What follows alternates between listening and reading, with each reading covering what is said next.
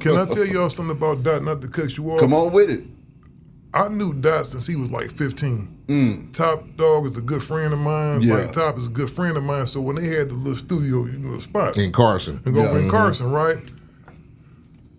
I would hang out with Top a lot, right? And I remember I tripped on him because he was actually J-Rock's hype man at first. He wasn't the top dude over there. J-Rock was the top dude. Yeah. All of them was extremely talented. At that time, it was just K-Dot, J-Rock, and Ab-Soul. It was just the three of them. You know what I mean? Then Schoolboy Q came in. He started coming around their studio, so that little packed room back there would all be all them back there. The one thing I noticed about him, about everybody else to be kind of saying their raps, doing this stuff, dude never used no paper. He would be writing his raps and be over there like he was possessed by a demon. He would be in the corner like this.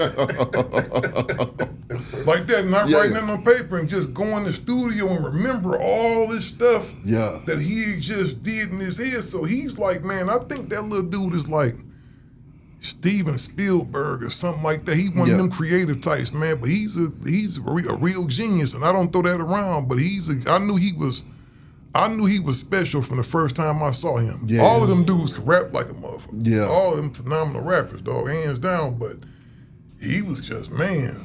Yeah, he it's very rare to have, MCs who are starting off or coming in to have the knowledge of man, I could be on top of the bill, you know what I'm saying? Some dudes come in like, I'm just gonna rap, man. I'm gonna make me a song, it's gonna float around the neighborhood a little bit, might get a little neighborhood love, and we on to the next.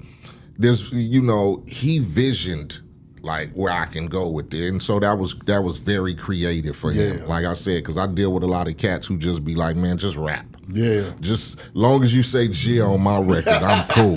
You feel me? But he was one that, man, I'm trying to go to a different place. Yeah. So to be able to participate on that, and then the song was nominated for a Grammy. You get me? Come on, something man. I ain't never went through in my whole fucking rap career. Shit. won more than one Grammy though. No, it didn't win that year. It didn't? No. What's the dude? What's the white boy name from up north? Don't even tell me. He had the song, man. Damn, you know Ice? No, the Macklemore kid. Macklemore. Yes. I remember that. That's who beat him that year. I remember that. I remember that. And where's Macklemore at now? I have no idea. But that's who beat. That's who beat. Macklemore is no more. That's who beat Kendrick's album that year for album of the year. Was Ryan Macklemore? Yes. That's why he's watching that shit, man. Yeah. This is for both of y'all though. Nipsey Hussle, what was his impact on the West Coast, and how did y'all feel when he passed?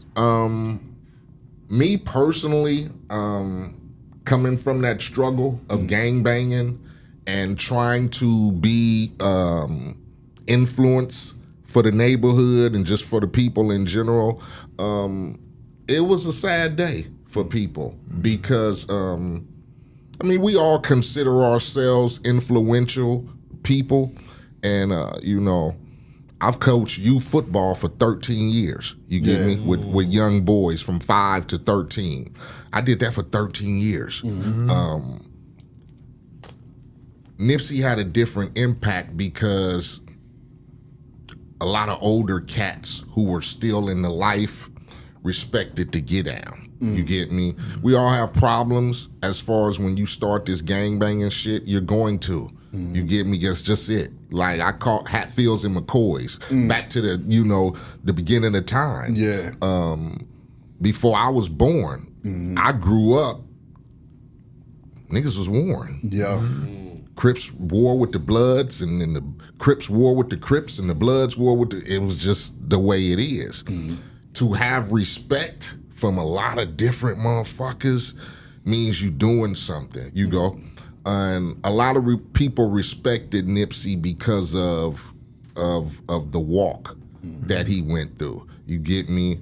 In the streets, county jail, fights to prove who you were, claiming the neighborhood, and then still becoming successful and still representing the neighborhood. You get a lot of big respect on the West for that. Yeah. You get me? Coming from the neighborhood and still being able to participate and let motherfuckers know, nigga, I'm walking across Grammy stage, nigga, in a 60 Crip. You get me?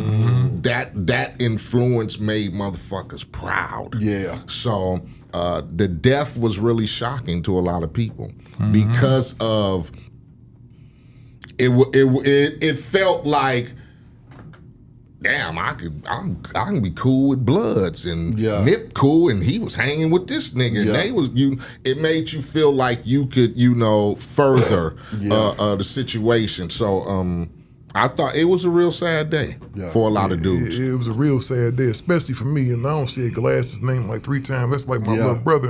What up, though, Glasses? He was actually over at my house, man, and we was in my dining room. And somebody had called him on the phone, man. And that, like, when you brought that up, I always get sad when I think about that because somebody called Glasses' phone and they FaceTimed him. And so we seeing all this shit happen in real time. Like on my mama. Like, you hearing the gunshots. Like, I don't see him get things, but you see the panic and the gunshots, and Glasses like, what's going on? Like it's confusing, kind of like, right? Yeah. They shooting at Nip, they shooting Nipsey. And he's like, why are you calling me on the phone? Like, why are you FaceTiming me? Do something. Yeah, exactly. You feel what I'm saying? But stuff like that happens so fast, man. Really, it just let me know how vulnerable we all are, bro. That man was at his shop, dog, and he was a dude that preached nothing but love. Yeah, see, I think a lot of people, I don't bang, man, but a lot of people get gangsterism confused, especially the Crip and Blood. And it's about community, like you said. It ain't always... everybody's going through the financial thing, the finances, the poverty. You know what I'm saying? Yeah. But it's a lot of good times. You got dudes, like he said, that came up together from 8 years old, kindergarten together, walking together. Sometimes you get dudes that you might have played Pop Warner football with. Now his mama moved to the other side of town. He may become your enemy one day, but Nip, you can tell that dude, man, only did a fraction, man, of what he had planned to do because he was a popular dude, eh? Yeah. He could have, and me not being a gangbanger, I was always kind of upset because I would always say, why he ain't move that shit up to Beverly Hills somewhere? You feel what I'm saying? Yeah. And just go somewhere because the people, his fans was coming to the store. There wasn't no brothers coming there buying the T-shirts and stuff. It was all tourists and all kind of people. Like after he died, man, you really realize his impact. And I was kind of, I was like, damn, man, we lost another one, dog. Yeah. There's some silly shit. But still, he might have left it in the hood, too. Eiht just said it. Sometimes, just keeping it in the hood and kind of showing, the little gents from the hood that, hey, you know what I'm saying? You can make it the same way.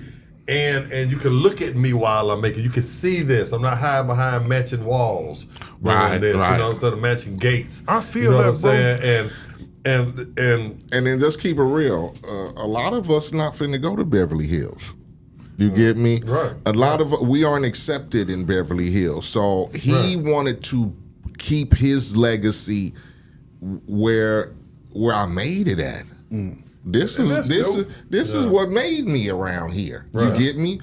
It wasn't it wasn't the Bill Gates and the motherfuckers at the stock markets and all that shit and living behind. It was these people right here getting county checks and food stamps and niggas hustling on the corner and trying to survive.